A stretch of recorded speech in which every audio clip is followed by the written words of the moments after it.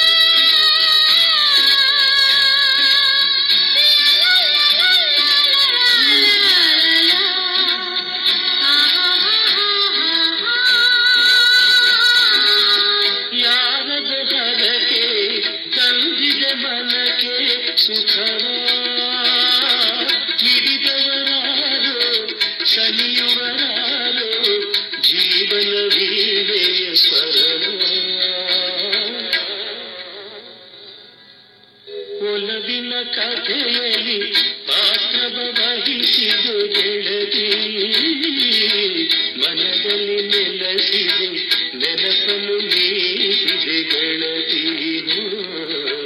ಚೆಲುವಿಗೆ ನೀನು ಒಡತಿ.